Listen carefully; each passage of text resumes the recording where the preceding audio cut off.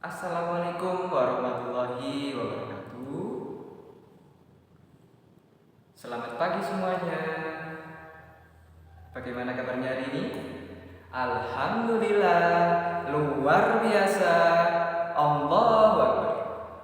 Oke, kita berjumpa lagi pada hari ini.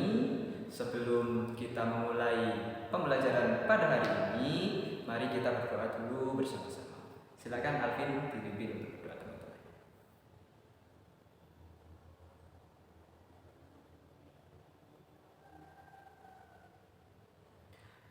Alhamdulillah.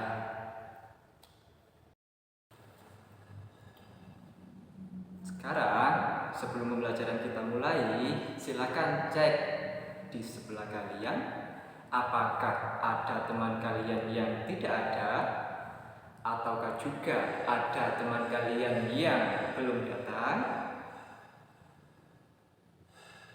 Semuanya lengkap? Alhamdulillah, berarti semuanya hari ini hadir untuk mengikuti pembelajaran. Oke, sekarang silakan keluarkan alat tulis dan buku kalian. Oke, sekarang kita masuk ke bab 2 ya. Silakan dibuka halaman 23. Sekarang kita memasuki materi teks laporan percobaan.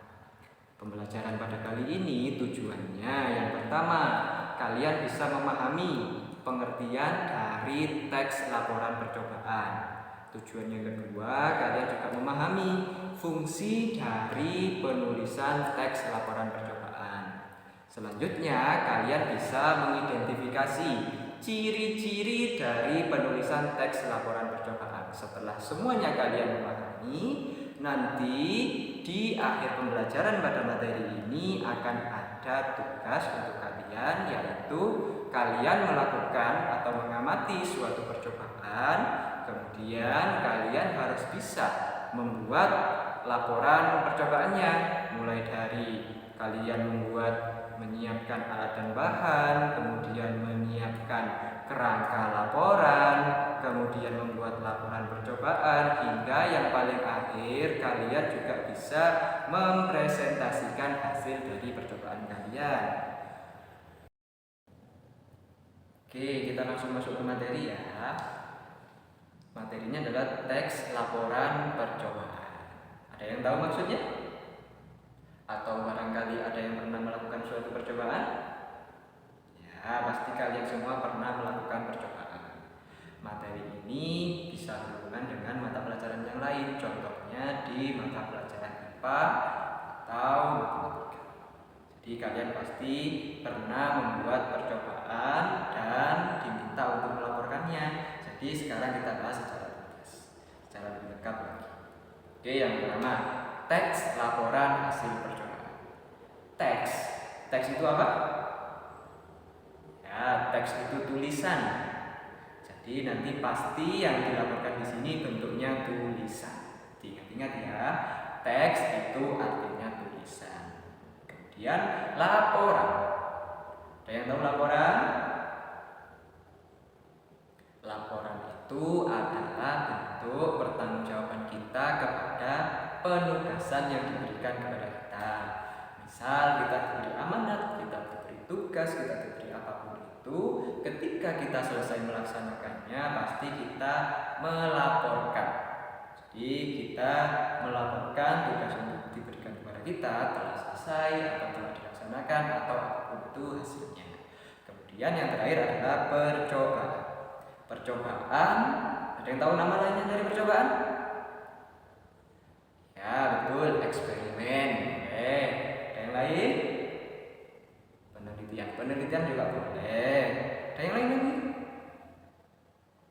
Praktikum, betul, semuanya tepat. Jadi percobaan itu adalah sesuatu yang dilakukan untuk membuktikan suatu pendapat.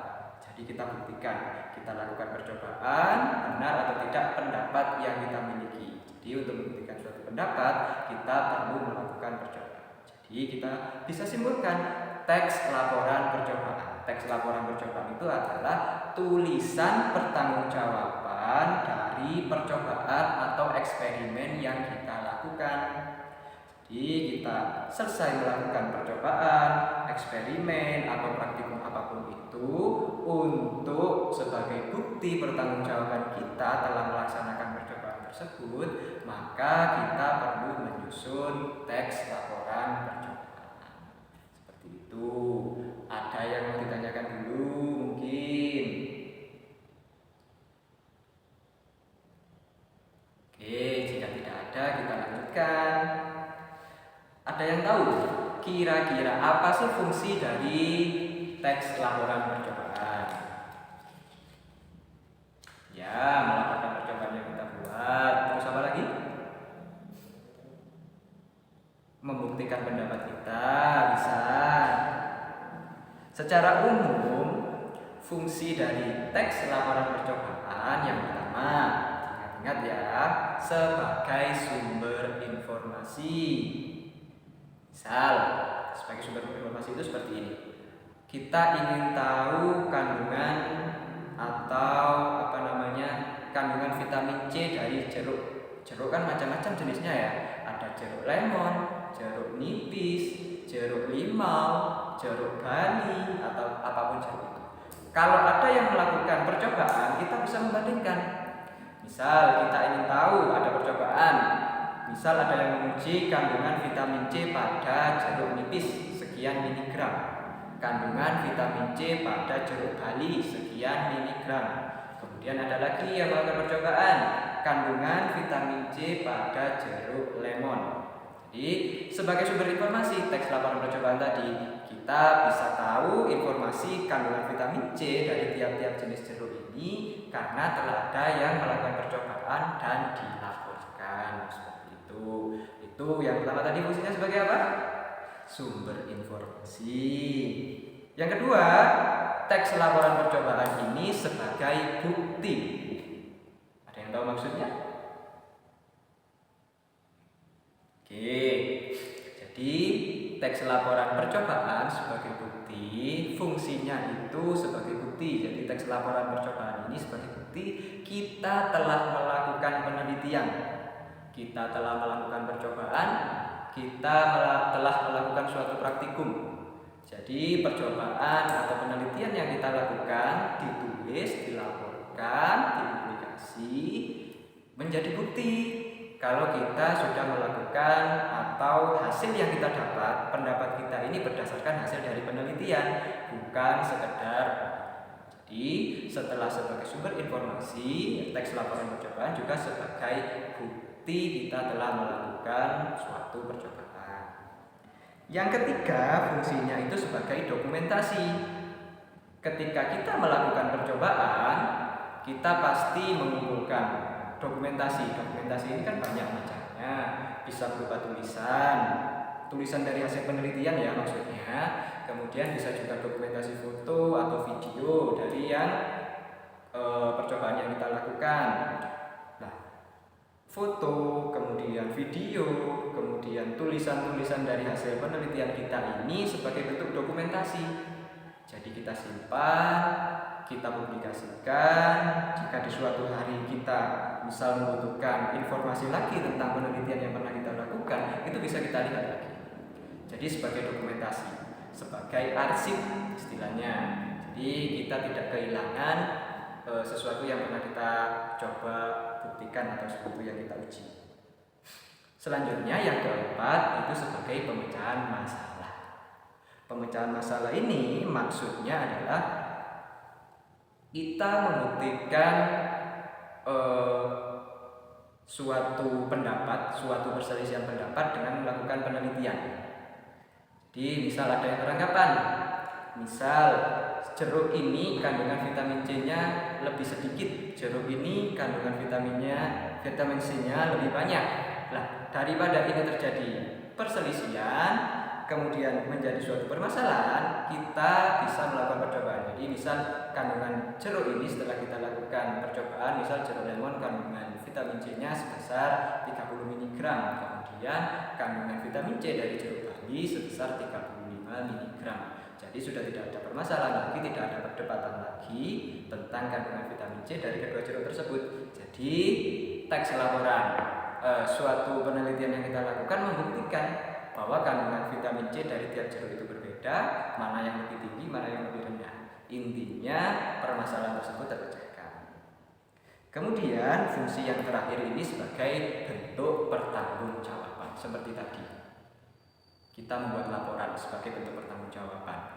Jadi misal kita mendapat tugas untuk membuktikan suatu kandungan suatu bahan makanan, misal mungkin, atau kita membuat percobaan yang lain. Sebagai bentuk pertanggungjawaban kita ketika telah selesai melaksanakan tugas tersebut, hendaknya kita menulis laporan percobaan. Jadi mulai dari langkah pembuatan, kemudian alat dan bahan yang dibutuhkan, kemudian tujuan dari percobaan tersebut, hingga nanti sampai di kesimpulan percobaan tersebut. Dituliskan secara tertata, secara rapi, sesuai struktur yang berlaku, kemudian dipublikasikan. Itu sebagai bentuk pertanggungjawaban kita terhadap tugas yang telah diberikan kepada kita. Oke, setelah pengertian fungsi, hari ini kita belajar lagi tentang ciri-ciri dari teks laporan percobaan. Yang pertama, berupa fakta. Jadi teks percobaan itu berupa fakta, bukan opini atau pendapat. Teks percobaan itu harus berupa fakta. Misal, ada kalimat seperti ini ya. Kandungan vitamin C pada jeruk lemon sekitar 30 mg. Hal ini pendapat atau fakta? Fakta atau pendapat? Kenapa? Kenapa disebut pendapat? Ya, betul. Di kalimat tadi disebutkan bahwa kandungan vitamin C pada jeruk lemon sekitar 30 mg. Harusnya kalimat yang tepat bagaimana? Iya, betul. Harusnya kalimat yang tepat adalah dalam jeruk lemon terkandung 30 mg vitamin C. Itu berupa fakta. Jadi tidak ada kebimbangan, tidak ada keraguan-keraguan, berupa fakta. Kemudian yang kedua, objektif. Objektif ini artinya sesuai dengan keadaan yang asli. Jadi percobaan itu dilaporkan dan dilakukan sesuai dengan keadaan aslinya, tanpa melebih-lebihkan atau tanpa mengurangi hasil percobaan yang dilakukan. Kemudian yang ketiga, lengkap. Ciri-cirinya harus lengkap. Karena di laporan percobaan itu nanti ada judul percobaan, kemudian ada langkah-langkah dalam melakukan percobaan, kemudian ada lagi alat dan bahan yang diperlukan untuk melakukan percobaan. Setelah itu disimpulkan di bagian akhir. Ada kesimpulannya. Jadi kesimpulan dari percobaan yang kita lakukan itu apa? Jadi harus tersusun secara lengkap. Jadi ada 3 cirinya, yakni harus berupa fakta bukan opini, kemudian harus bersifat objektif, kemudian yang ketiga harus lengkap. Oke, itu tadi pengertian dari teks laporan percobaan, kemudian fungsi dari teks laporan percobaan, juga ciri-ciri dari laporan percobaan. Saya rasa untuk pertemuan kali ini cukup. Kita ketemu lagi di jam selanjutnya. Terima kasih. Wassalamualaikum warahmatullahi wabarakatuh.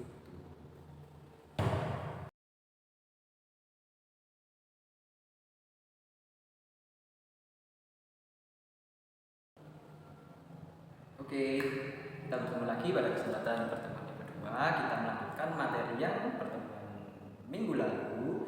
Ada yang masih ingat kita membahas minggu lalu? Ya, kita membahas laporan teks laporan percobaan. Ada yang masih ingat apa itu teks laporan percobaan? Ya, seperti itu, teks laporan atau tulisan pertanggungjawaban dari suatu penelitian atau percobaan. Ada yang masih ingat ciri-cirinya? Ada berapa? bukti 3. Yang pertama apa? Yang kedua objektif. Yang ketiga lengkap. Sip. Terus masih ingat juga fungsi dari teks laporan percobaan ada berapa sih? Ada 5. Yang pertama apa? Sumber informasi. Yang kedua sebagai apa? Bukti. Yang ketiga dokumentasi. Apalagi ya yang keempat? Ingat, yang keempat itu sebagai pemecahan masalah. Satu lagi sebagai apa? Pertanggungjawaban. Oke, terus sekarang kita lanjut ke pembahasan yang selanjutnya yang kita bahas. Oke, yang kita pelajari hari ini adalah struktur teks laporan percobaan. Secara umum, struktur teks laporan percobaan itu dibagi menjadi 2, yakni secara umum dan secara uraian. Secara umum, teks laporan percobaan itu susunannya yang pertama itu tujuan. Jadi apa tujuan dari kita melakukan percobaan tersebut? Itu kita jabarkan. Kemudian ada pengertiannya. Percobaan ini itu kalian jelaskan. Percobaan yang kalian lakukan itu percobaan apa? Kemudian ada landasan teorinya. Setelah landasan teori ada latar belakang. Jadi kalian juga harus menuliskan hal atau latar belakang apa yang membuat kalian melakukan percobaan ini. Setelah melakukan hal-hal atau menuliskan hal-hal tersebut, kita buat uraiannya. Yang pertama kita tuliskan adalah alat dan bahan. Jadi misal kita mau melakukan percobaan pembuatan apa gitu, atau mungkin pembuatan tahu, alatnya apa saja? Butuh panci, butuh kompor, butuh spatula, butuh wajan, butuh alat peras. Ya. Misal kalau kita mau buat tahu, alatnya itu bahannya apa? Bahan utama untuk membuat tahu kedelai. Ya. Kedelai. Bahan utamanya itu kedelai. Jadi selain kedelai, butuh apa lagi kalau membuat tahu? Butuh air, butuh kedelai, butuh asam cuka. Cukanya ini yang untuk apa? Untuk mengembangkan tahunya. Seperti itu. Kemudian ada setelah alat dan bahan ada langkah-langkah. Jadi misal tadi di percobaan pembuatan tahu, langkahnya yang pertama apa? Kita panaskan dulu airnya. Kemudian kita haluskan kedelainya. Kita kukus, kita rebus. Kukus apa rebus ya kalau kedelai? Kalau pembuatan tahu kita rebus. Jadi bubur kedelainya tadi itu direbus. Kalau pembuatan tahu itu direbus. Kemudian langkah selanjutnya apa? Langkah selanjutnya apa? Langkah selanjutnya apa?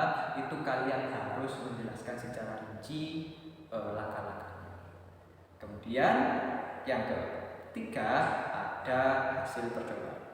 Jadi hasil dari percobaan yang kita lakukan itu kita laporkan, kita jabarkan, kita uraikan apa saja hasil dari percobaan yang kita lakukan. Harus diingat ya, percobaan ini teks laporan hasil percobaan itu harus dituliskan secara jujur. Jadi keilmuan itu boleh salah, boleh gagal, tapi tidak boleh dimanipulasi. Jadi harus diingat, kalian boleh salah, kalian boleh gagal, tapi hasilnya tidak boleh dimanipulasi. Harus benar-benar dari hasil yang kalian dapat di percobaan. Itu yang harus kalian ingat. Apa tadi? Kita boleh salah, kita boleh gagal dalam melakukan percobaan, tapi hasilnya tidak boleh dimanipulasi. Setelah kita buat, kita uraikan hasil percobaannya, yang terakhir kita buat simpulan. Jadi kita buat simpulan dari percobaan yang kita lakukan. Ditulis secara runtut kesimpulan dari hasil percobaan yang telah kita lakukan. Oke, setelah struktur teks laporan percobaan, yang selanjutnya adalah kaidah kebahasaan yang digunakan dalam teks laporan percobaan. Yang pertama, menggunakan sinonim dan antonim. Pada penggunaan atau pada pelaporan teks laporan percobaan itu biasanya menggunakan kata-kata yang bersinonim atau berantonim. Biasanya kata-kata ini terdapat pada langkah-langkah percobaan. Yang kedua, menggunakan kata bilangan.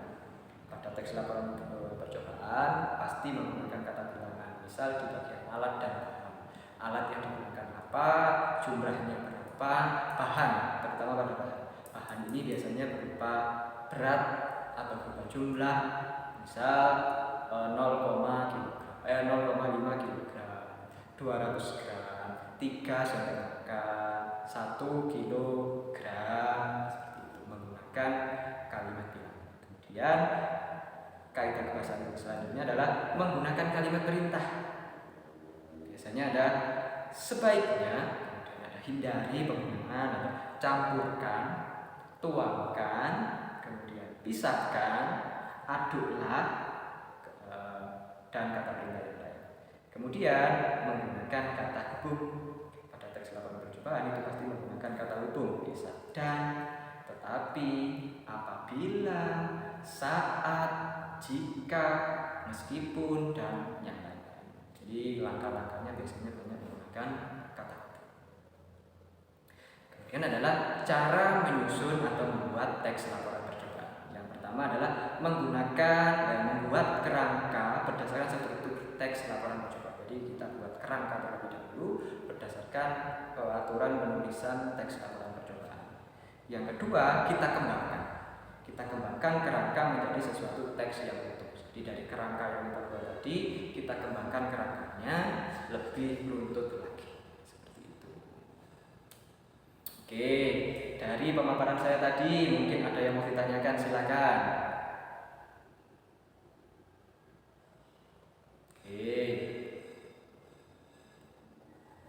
Oke, setelah pembelajaran yang telah kita lalui, di akhir pembelajaran seperti yang saya bilang kemarin, kita harus melakukan suatu praktek atau kalian saya beri tugas. Jadi silakan kalian simak video percobaan tentang pembuatan atau tata cara pembuatan slime atau slime yang mainan anak-anak itu, yang bahannya itu alami tanpa menggunakan bahan pengawet atau boraks. Kalian simak videonya. Tapi sebelum kalian simak, silakan sekarang kalian bentuk kelompok dulu. Kelompoknya masing-masing kelompok minimal maksimal 4. Kita berhitung, kita buat secara acak saja langsung 1 2 3 4. 1 2 3 4, 1 2 3 4, 1 2 3 4. Yang dapat angka 1 silakan bergabung dengan yang dapat angka 1 yang lain. Yang dapat angka 2 silakan bergabung dengan yang dapat angka 2 juga yang lain, dan seterusnya. Misal kamu dapat 1, kamu juga dapat 1, silakan bergabung sesuai.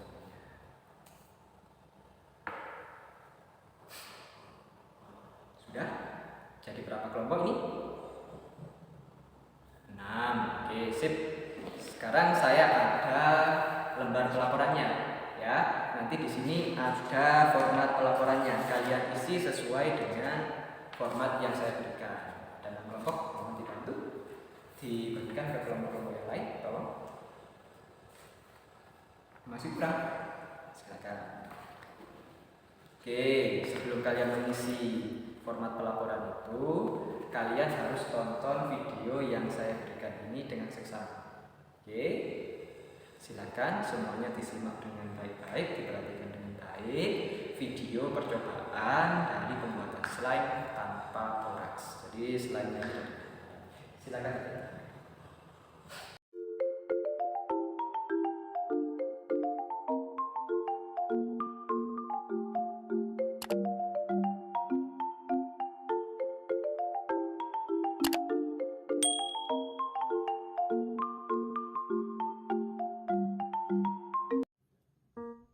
Hai semua, makasih banyak ya yang udah mengklik video ini. Oke, langsung aja kita ke tutorialnya ya guys. Di sini aku udah siapin untuk bahan-bahannya. Aku di sini pakai super clear glue ya guys. Lalu ada slime activator. Lalu ada air putih biasa. Lanjut lagi ada white glue. Terus juga ada pewarna makanan guys. Nah, di sini aku pakai yang warna merah rose ya guys, karena aku mau pakai yang pink. Nah, ini dia untuk wadahnya. Aku pakai yang abu-abu lagi karena aku mau bikin yang super banyak gitu guys. Takut juga kan, takut kepenuhan kalau pakai yang kecil. Jadi di sini aku langsung aja mau tuangin si white glue-nya dulu ya. Nah, kira-kira sebanyak ini ya aku pakai white glue-nya. Lanjut aku mau tuang clear glue. Nah, di sini aku mau pakai agak banyak gitu karena aku nuang white glue-nya agak banyak juga. Aku tuang sekitar 300 ml untuk clear glue-nya. Jadi aku di sini pakai agak banyak. Dan untuk perbandingannya aku pakai lebih banyak clear glue daripada white glue ya guys. Lanjut nih aku mau ngaduk, nyampurin kedua bahan dulu sampai semuanya menjadi rata. Jika sudah dirasa udah tercampur dengan rata, lanjut aku mau tuang si air putih biasanya ini guys. Nah, aku di sini tuang sedikit demi sedikit sambil diaduk ya.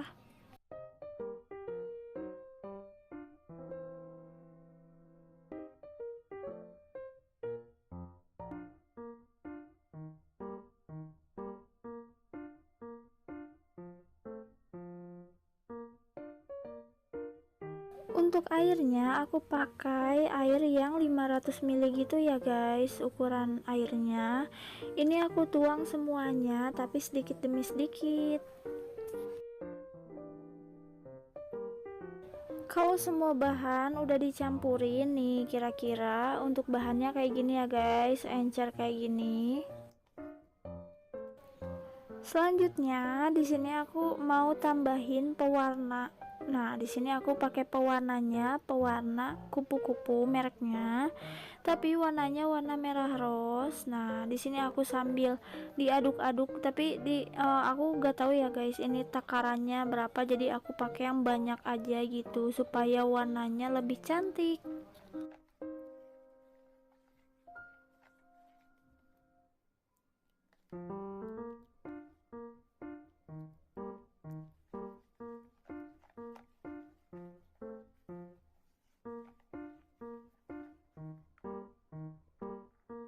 Gak lupa aku tambahin essence strawberry agar slime-nya lebih wangi strawberry guys.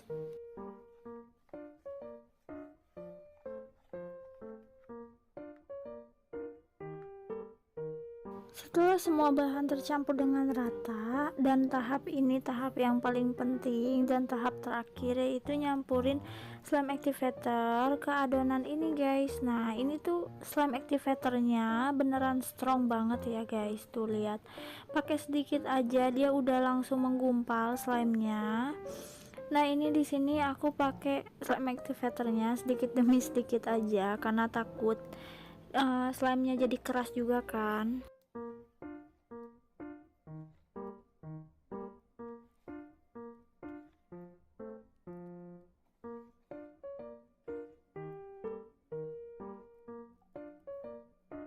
Karena udah mulai susah buat ngaduknya, aku lanjut lagi pakai ngaduk pakai tangan.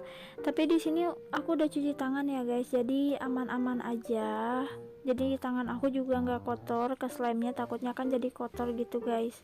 Nah, ini aku ancur-ancurin dulu slime yang udah menggumpalnya. Tuh aku ancur-ancurin diremes-remes kayak gini guys, biar nanti hasilnya nggak ada yang ngegumpal gitu guys. Jadi gumpalannya beneran rata.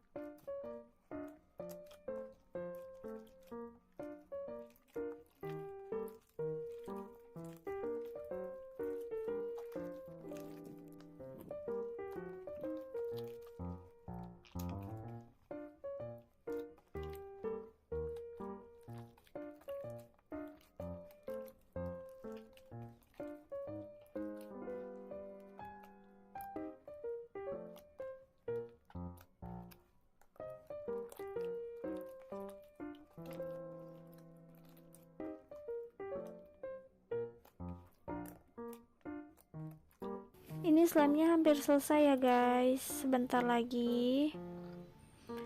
Terus ini dia untuk slime yang udah selesai, yang sudah jadi. Ini teksturnya benar-benar seenak itu guys, tuh kalian bisa lihat beneran segemoy itu slime-nya. Langsung aja aku mau tuangin slime yang udah jadinya ini ke dalam wadah yang ada penutupnya gitu, karena aku mau diemin sekitar 2 harian supaya glossinya lebih kelihatan guys, karena kan ini masih belum terlalu glossy ya. Dan tapi untuk teksturnya ini udah super enakan banget guys, tuh kalian bisa lihat geter-geter gimana gitu guys, gemoy banget. Pokoknya aku seneng banget kalau mainin slime yang kayak gini guys.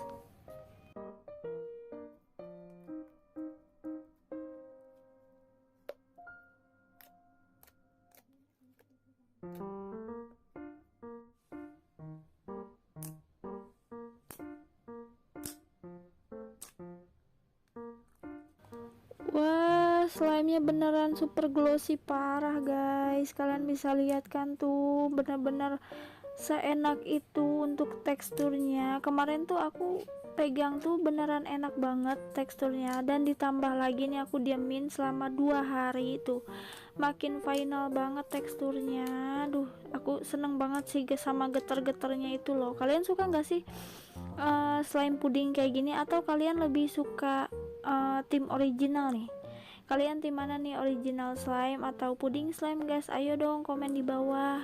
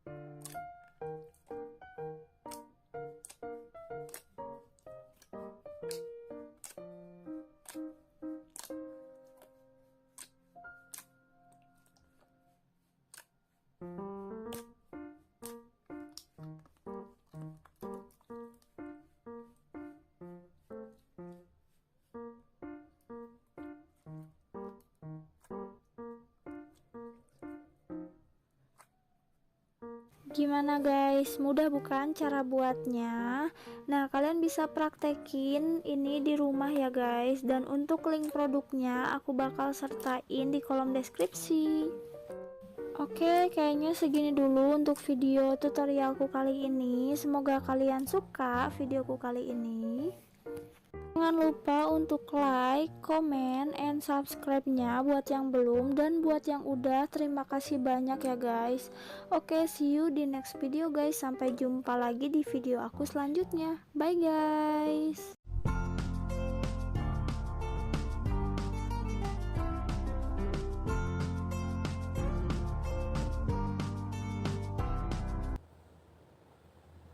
Oke, setelah menonton video tadi, silakan kalian isi di lembar kerja kalian tadi. Kalian isi percobaannya itu tentang apa. Jadi judul percobaan itu kalian isi. Kalian berikan judul sesuai percobaan yang kalian tonton tadi. Kemudian alat dan bahan yang dibutuhkan itu apa saja. Alat-alatnya apa, bahan-bahannya apa saja yang dibutuhkan. Setelah alat dan bahan, kalian buat langkah kerjanya. Jadi langkah-langkah yang dilakukan ketika melakukan percobaan ini kalian buat secara runtut seperti di dalam video tadi. Setelah kalian membuat langkah-langkah, yang terakhir hasilnya kalian jabarkan, hasil percobaannya kalian jabarkan, dan kalian buat kesimpulan. Oke, silakan dikerjakan terlebih dahulu.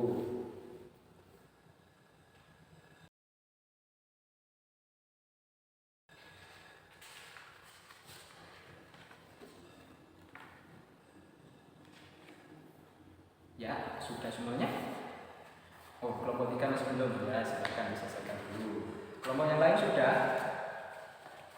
Ya. Oke, kita sambil menunggu kelompok 3. Kelompok yang lain silakan dikumpulkan gambar kerjanya.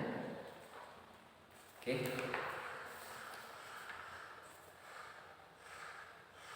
Kelompok 3 kayaknya? Kelompok 3 sudah selesai? Sudah, silakan dikumpulkan dulu. Oke, saya panggil satu-satu saja ya. Dari kelompok pertama, silakan perwakilan salah satu kelompok melakukan presentasi dari hasil kerja yang kalian lakukan.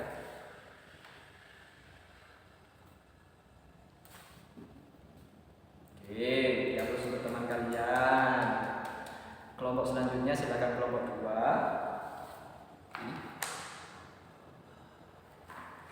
Ya, hapus. Oke, setelah semuanya selesai dipresentasikan, ada satu lagi tugas untuk kalian. Silakan sesuai dengan kelompok ini,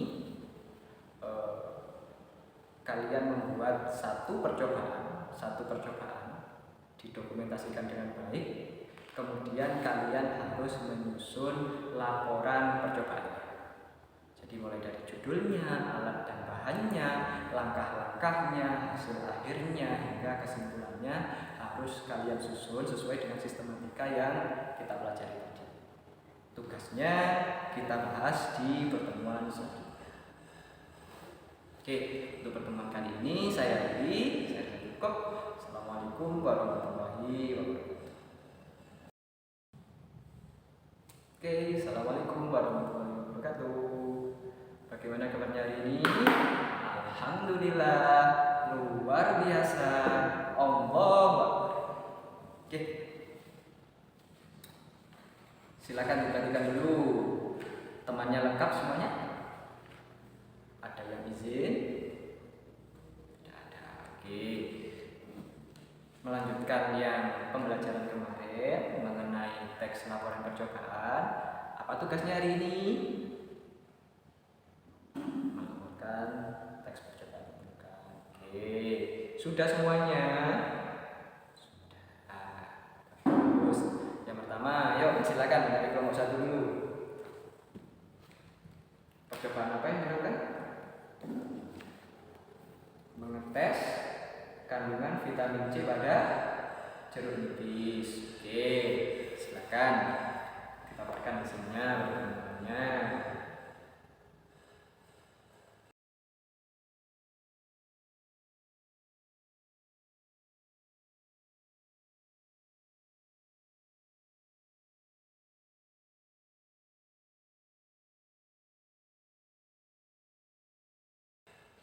Ya, silakan dilihat terus dulu kelompok 1. Bagus. Tata penulisannya juga bagus. Kemudian silakan kelompok 2. Kelompok 2 ini melakukan percobaan apa? Menguji kandungan protein pada telur bebek dan telur ayam. Oke, silakan dipaparkan.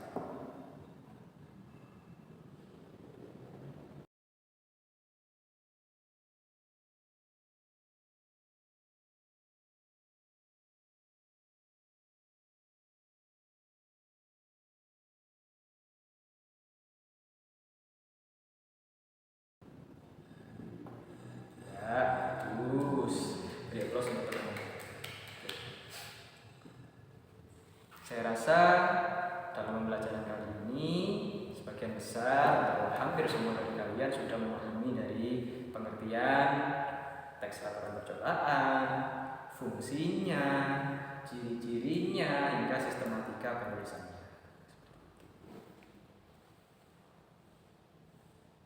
Oke, saya rasa cukup untuk pertemuan kali ini. Saya akhiri. Sebelum saya akhiri, mari kita berdoa sama-sama menutup kegiatan pembelajaran kita ini. Silakan Alvin berdoa.